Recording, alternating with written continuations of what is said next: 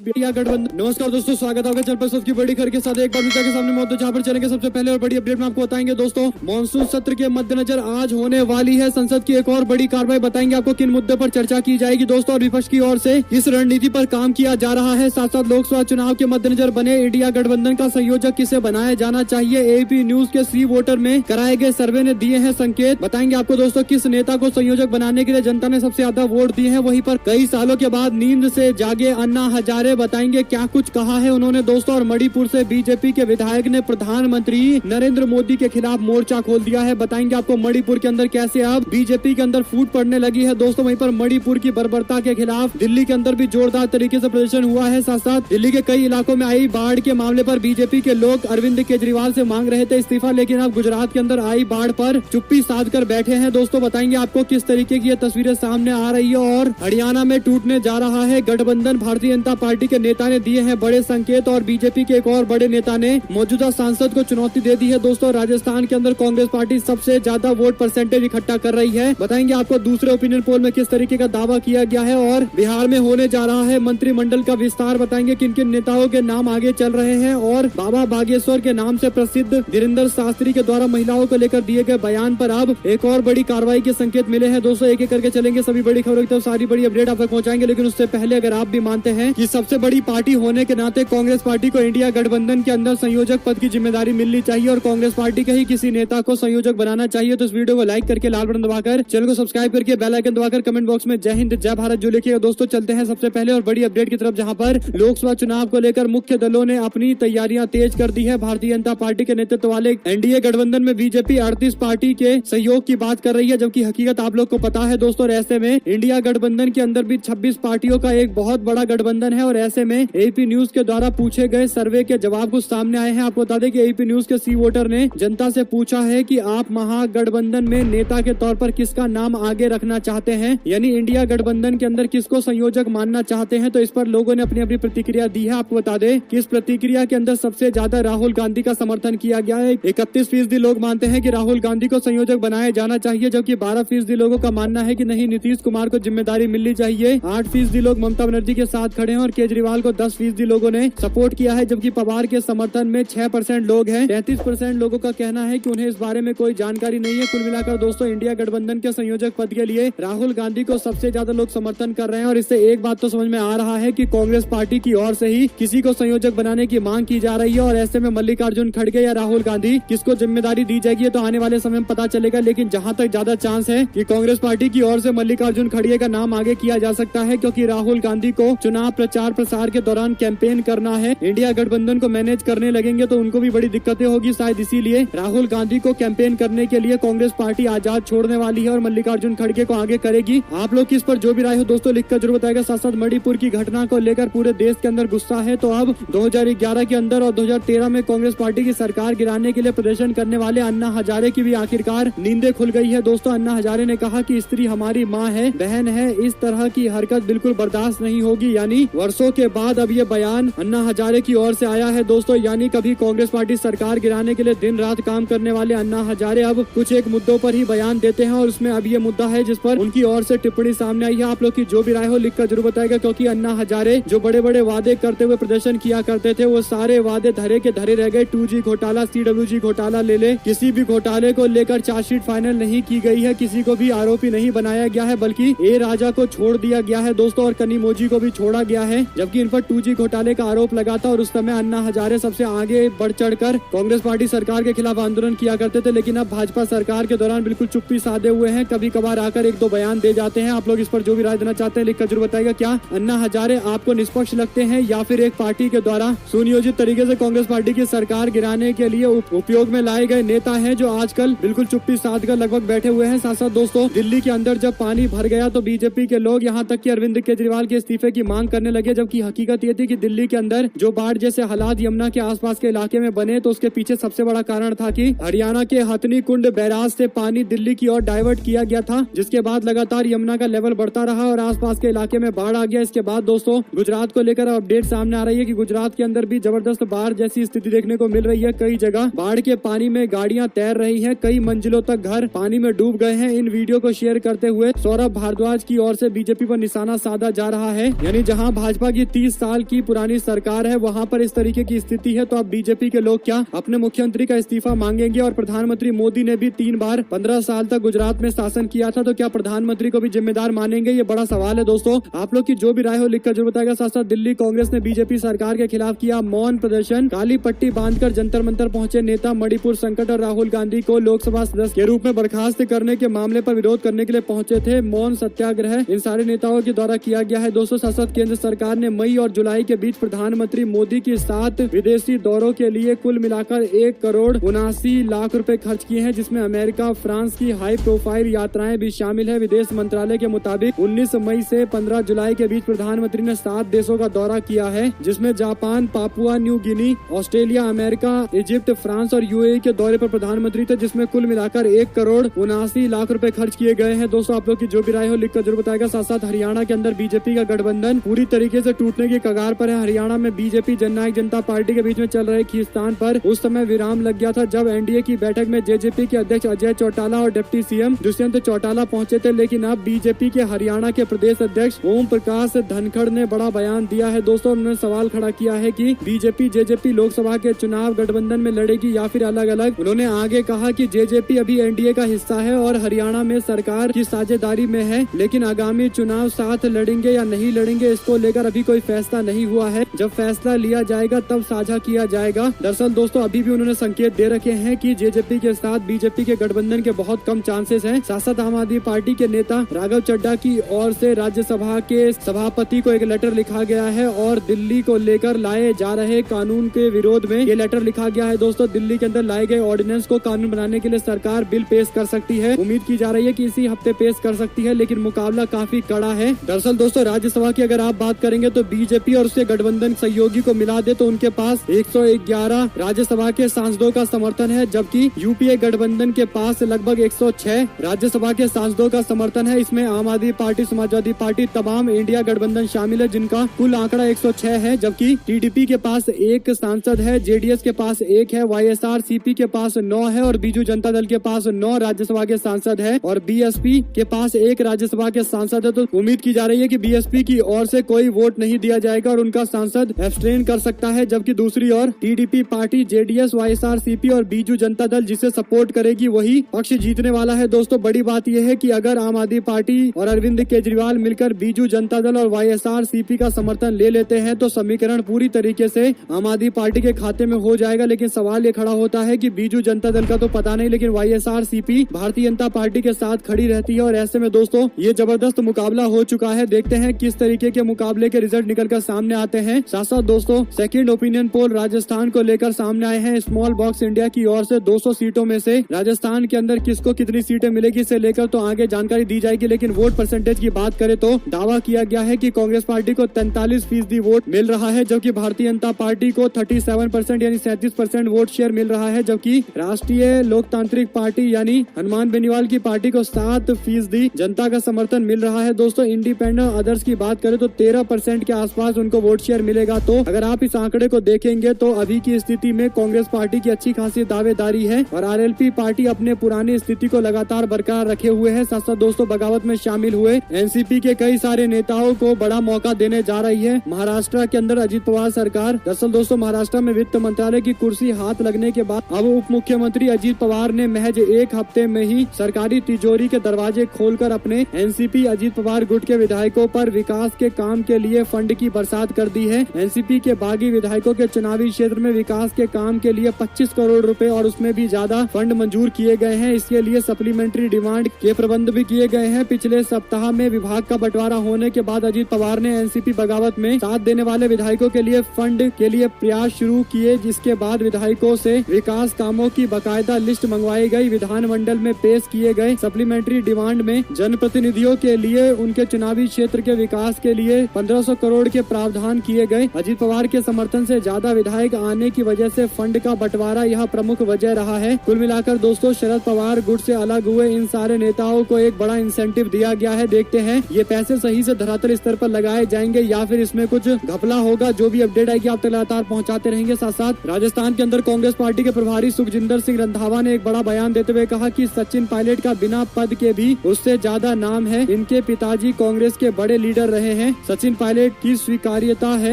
उनका जनाधार है। आज तक सचिन पायलट ने कभी भी नहीं कहा कि मैं पार्टी छोड़ दूंगा, वो हमारे नेता हैं। दरअसल दोस्तों ये बातें तो स्पष्ट है कि सचिन पायलट को लेकर कांग्रेस के प्रभारी मानते हैं कि उनका अच्छा खासा समर्थन है और इसमें कोई दो राय नहीं है कि जनमत की बात करें तो सचिन पायलट को अच्छा खासा सपोर्ट है। साथ साथ हरियाणा की हिसार संसदीय सीट पर कुलदीप बिश्नोई ने चुनाव लड़ने की इच्छा जाहिर करते हुए भारतीय जनता पार्टी के अंदर धर्म संकट उत्पन्न कर दिया है। दोस्तों भारतीय जनता पार्टी के वर्तमान सांसद हैं ब्रिजेंद्र सिंह, जिन्होंने बयान देते हुए कहा कि मेरा ये पहला चुनाव है, मेरे पिता ने पहले चुनाव लड़ा था और वे सांसद भी रह चुके हैं। कुलदीप बिश्नोई भी हिसार से चुनाव लड़कर सांसद बने हैं। चुनाव लड़ना और इच्छा जताना यह एक स्वस्थ लोकतंत्र की निशानी है। कुलदीप वरिष्ठ नेता है, उन्हें चुनाव लड़ना है तो वो कोशिश करेंगे, लेकिन हमारी तैयारी भी पूरी है। कई और नेता भी हैं जो इस तरह की सोच रखते हैं। कुल मिलाकर दोस्तों भारतीय जनता पार्टी में शामिल हुए कुलदीप बिश्नोई अब हिसार से चुनाव लड़ने के लिए दावेदारी ठोक रहे हैं और बीजेपी को वर्तमान सांसद को हटाना पड़ेगा। अगर यहाँ से कुलदीप बिश्नोई को चुनाव लड़वाया जाएगा तो दोस्तों देखते हैं बीजेपी क्या ये हिम्मत जुटा पाएगी और अपने मौजूदा सांसद को हटाकर नए नेता को टिकट देगी। अपने आप में बड़ा सवाल है। जो भी अपडेट आएगी आप तक लगातार पहुंचाते रहेंगे। साथ साथ सोमवार को नीति आयोग की ओर से एक रिपोर्ट जारी की गई थी, इसको लेकर अब उत्तर प्रदेश के पूर्व मुख्यमंत्री अखिलेश यादव ने निशाना साधा है। उन्होंने कहा कि उत्तर प्रदेश में पहले के मुकाबले गरीबी कम हुई है। इस तरीके की रिपोर्ट में जो बातें कही गई है पूरी तरीके से गलत है। उन्होंने कहा कि बुंदेलखंड के विकास को लेकर सरकार पर तमाम सवाल इसलिए हैं क्योंकि बुंदेलखंड का युवा बेरोजगारी के कारण परेशान है, किसान अन्न पशु के कारण परेशान है। सरकार ने किसानों की आय दोगुनी करने का वादा किया था, लेकिन हकीकत में बुंदेलखंड के किसानों को फसल बेचकर भी उनकी लागत बरामद नहीं हो पा रही है। सरकार तो जीडीपी के आंकड़े पर भी झूठ बोलती है। सरकार तो कहती है 100 में से सिर्फ 4 युवा बेरोजगार हैं, जब उत्तर प्रदेश के मुख्यमंत्री सदन में कहते हैं कि बेरोजगारी है तो नीति आयोग के आंकड़े में विश्वास कैसे करें। कुल मिलाकर दोस्तों उत्तर प्रदेश के मुख्यमंत्री योगी आदित्यनाथ के बयान का हवाला देते हुए नीति आयोग की रिपोर्ट का खंडन किया गया है। साथ साथ एक दिवसीय दौरे पर मेरठ पहुंचे अरविंद राजभर समाजवादी पार्टी के नेता और अध्यक्ष अखिलेश यादव की तुलना भस्मासुर से करने लगे और कहने लगे कि समाजवादी पार्टी समाप्त हो चुकी है। दरअसल दोस्तों सुभाषपा के नेता इस तरीके की बातें कर रहे हैं, जबकि 2-3 महीने पहले जब समाजवादी पार्टी के साथ गठबंधन में थे तो अखिलेश यादव से मिलने के लिए मौका ढूंढा करते थे। वहीं पर नीतीश कुमार मंत्रिमंडल में विस्तार के आसार हैं। कांग्रेस पार्टी और आरजेडी के 2-2 विधायकों को मंत्री बनाया जा सकता है। आपको बता दें कि लोकसभा चुनाव 2024 की तैयारी के मद्देनजर ये बड़ी अपडेट सामने आ रही है। दोस्तों देखते हैं किन किन नेताओं का नाम आगे किया जाता है और आज ही मंत्रिमंडल का विस्तार हो सकता है, जो जानकारी दी गई है। साथ साथ नेशनल कॉन्फ्रेंस के प्रमुख फारूक अब्दुल्ला ने रविवार को कहा कि मणिपुर की स्थिति हम सभी के लिए एक त्रासदी जैसी है। कुर्सी के लिए नफरतें किस तरह बढ़ाई जा रही है, इस पर लानत है। अब्दुल्ला ने प्रधानमंत्री मोदी के मणिपुर वाले बयान को लेकर पूछा कि प्रधानमंत्री ने भी इस पर जवाब दिया, लेकिन यह संसद में कहना चाहिए था, उनको ये बयान संसद के अंदर देना चाहिए था। हम लोग लगातार मांग कर रहे हैं कि प्रधानमंत्री आए संसद के अंदर, हमारे विपक्ष के लोगों का जवाब दे, लेकिन प्रधानमंत्री और बीजेपी के लोग ये मानने को तैयार नहीं है। लेकिन हम लोग भी अड़े हैं कि प्रधानमंत्री के बयान से नीचे कोई समझौता नहीं होगा। साथ साथ दोस्तों लोक जनशक्ति पार्टी के अध्यक्ष चिराग पासवान का दावा, कहा न केवल अब वे एनडीए के अंग हैं बल्कि अगले साल लोकसभा और 2025 के बिहार विधानसभा चुनाव को लेकर भारतीय जनता पार्टी के शीर्ष नेतृत्व के साथ तालमेल को लेकर फॉर्मूले पर सहमति भी बन गई है। चिराग पटना में पत्रकारों से बात करते हुए जानकारी दे रहे थे। इसके बाद उन्होंने अपने चाचा पशुपति पारस के दावे को लेकर भी एक बात कही। उन्होंने कहा कि लोक जनशक्ति पार्टी रामविलास एनडीए का हिस्सा है, औपचारिक घोषणा इसकी हो चुकी है। उन्होंने कहा कि लंबे समय से आपका यही सवाल था कि किस गठबंधन का हिस्सा है, अब उसका जवाब मिल गया है। इसके बाद वो आगे बोले कि हाजीपुर लोकसभा सीट से कौन चुनाव लड़ेगा इसका फैसला जल्द हो जाएगा। साथ साथ दोस्तों बीजेपी के समर्थक की ओर से कराए गए एक सर्वे में जवाब बिल्कुल उल्टे मिल गए। बता दें आपको कि ये पूछा गया कि आप लोग किसके साथ में हैं, क्या आप इंडिया के साथ में हैं या भारत के साथ में हैं। 55,000 लोगों ने अपना वोट डाला है, जिसमें 53% लोगों ने कहा कि वो इंडिया के साथ में है, जबकि 46% लोगों ने कहा कि वो भारत के साथ में है, यानी इंडिया गठबंधन को समर्थन दिया गया है। दोस्तों साथ साथ छत्तीसगढ़ में इस साल विधानसभा के चुनाव होने जा रहे हैं और ऐसे में उप मुख्यमंत्री टीएस सिंहदेव ने कहा कि कांग्रेस विधानसभा चुनाव मुख्यमंत्री भूपेश बघेल के सामूहिक नेतृत्व में लड़ेगी। अगर पार्टी जीतती है तो सीएम पद के लिए बघेल के नाम पर सबसे पहले विचार किया जाएगा। दरअसल भूपेश बघेल और सिंहदेव के बीच में लंबे समय से तनातनी की बातें चल रही थी, लेकिन अब दोनों नेताओं ने ये स्पष्ट कर दिया है कि पार्टी में कोई आपसी कलह नहीं है। भूपेश बघेल हमारे दल के नेता हैं, मुख्यमंत्री हैं, उनके नेतृत्व में हम आगे बढ़ रहे हैं, लेकिन सामूहिक नेतृत्व हमारा चुनाव में रहेगा। साथ साथ बाबा बागेश्वर के महिलाओं को लेकर दिए गए अभद्र बयान पर अब माफी की मांग की जा रही है। दोस्तों दिल्ली एनसीआर में भागवत कथा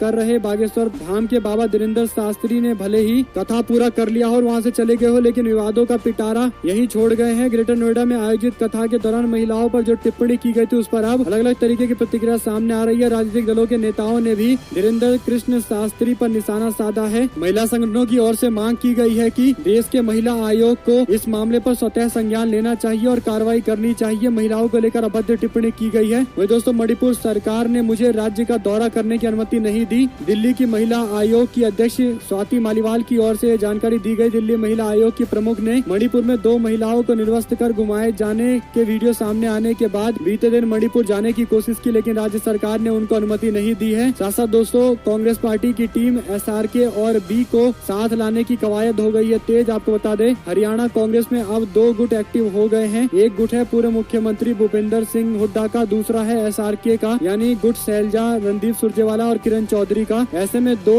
गुटों को एक साथ करने की कोशिश में कांग्रेस पार्टी के आला कमान के लोग जुटे हुए हैं। लोकसभा चुनाव के मद्देनजर पार्टी नहीं चाहती है कि आपसी कोई कलेश हो या फिर आपस में कोई गुटबाजी दिखाई दे। देखते हैं समन्वय कैसे स्थापित किया जाता है। साथ साथ लोकसभा चुनाव से पहले बीजेपी का मास्टर प्लान, बड़ी संख्या में दूसरे दलों के नेताओं को पार्टी में शामिल करा सकती है भारतीय जनता पार्टी। जो जानकारी सामने आ रही है उसके अनुसार सपा के विधायक दारा सिंह चौहान बीजेपी में शामिल हो चुके हैं। तो भाजपा के अध्यक्ष OP राजभर और LJP के चिराग पासवान भी बीजेपी के साथ आ गए हैं और अब RLD के नेता और पूर्व सांसद राजपाल सैनी बीजेपी में शामिल हो सकते हैं। इसके अलावा पूर्व मंत्री साहेब सिंह सैनी भी बीजेपी में आ सकते हैं। सपा के नेता जगदीश सोनकर और सपा के नेता सुषमा पटेल और गुलाब सरोज और पूर्व विधायक अंशुल वर्मा भी बीजेपी में शामिल हो सकते हैं। बीजेपी के नेतृत्व में बीती 18 जुलाई को दिल्ली में NDA की मीटिंग के दौरान सत्ताधारी दल ने शक्ति प्रदर्शन किया था और ऐसे में दोस्तों अब उत्तर प्रदेश के अंदर भी कई सारी ज्वाइनिंग कराने की बातें बीजेपी की ओर से की जा रही है। देखते हैं इसमें कितनी हकीकत है। वहीं पर ज्योतिरादित्य सिंधिया ने प्रियंका गांधी के द्वारा ग्वालियर में रैली करने पर निशाना साधते हुए कहा कि उन्हें जो बोलना है वो बोले। मेरे और मेरे परिवार के कर्म, विचार और विचारधारा ग्वालियर संभाग, मध्य प्रदेश और राष्ट्र के लिए समर्पित है। इसके बाद उन्होंने कहा कि कांग्रेस की ओर से आलोचना करते हुए गद्दार कहा जा रहा है, लेकिन कांग्रेसियों को बताना चाहिए कि उनके पिता माधवराव सिंधिया को आखिर कांग्रेस में क्यों शामिल कराया गया था। उन्होंने कहा कि जिन्होंने इतिहास का एक पन्ना नहीं पढ़ा उन्हें जो बोलना है वो बोले। सिंधिया ने कहा कि उनके विचार और विचारधारा मध्य प्रदेश और राष्ट्र के लिए समर्पित है। आप लोग सिंधिया के इस बयान पर क्या प्रतिक्रिया देना चाहते हैं दोस्तों, लिखकर जरूर बताएगा। साथ साथ छत्तीसगढ़ में विधानसभा चुनाव के बीच बीजेपी में चुनावी तैयारियां शुरू हो चुकी है। 1 महीने में केंद्रीय गृह मंत्री अमित शाह तीसरी बार छत्तीसगढ़ के दौरे पर पहुंचे हैं। रायपुर में बीजेपी के प्रदेश कार्यालय में बीजेपी की हाई लेवल बैठक हुई है। इस बैठक में बीजेपी की चुनावी रणनीति पर चर्चा हुई है दोस्तों, इसलिए इस बैठक को काफी महत्वपूर्ण माना जा रहा है। अमित शाह दूसरी बार छत्तीसगढ़ बीजेपी की बैठक के लिए रायपुर पहुंचे थे। साथ साथ फास्टैग के चलते राज ठाकरे के बेटे को रोका गया। MNS कार्यकर्ताओं ने टोल प्लाजा पर तोड़फोड़ की है। दरअसल दोस्तों, महाराष्ट्र के नासिक में राज ठाकरे की पार्टी MNS के समर्थकों ने एक टोल प्लाजा पर तोड़फोड़ की है। घटना रविवार रात 2:30 की है। दरअसल राज ठाकरे के बेटे अमित ठाकरे शनिवार को मुंबई जा रहे थे और इस दौरान टोल पर रोके जाने के बाद पूरा बवाल बढ़ा है, जिसके बाद सवाल ये खड़ा होता है कि क्या MNS के लोग इसी तरीके से गुंडाई करते रहेंगे और इस पूरे मामले पर कानूनी जांच करवाकर इन लोगों को जेल के सलाखों के पीछे डलवाने की मांग की जा रही है। आप लोग की जो भी राय हो लिखकर जरूर बताएगा। साथ दोस्तों, कमलनाथ का वादा, जीते तो जातिगत जनगणना कराएंगे। PCC चीफ बोले, कहा हम OBC को दिलाएंगे न्याय। प्रदेश में डबल स्पीड से चल रही है घोषणा मशीन, यानी प्रदेश की बीजेपी सरकार पर उनका निशाना था। साथ दोस्तों, अशोक गहलोत बोले, कहा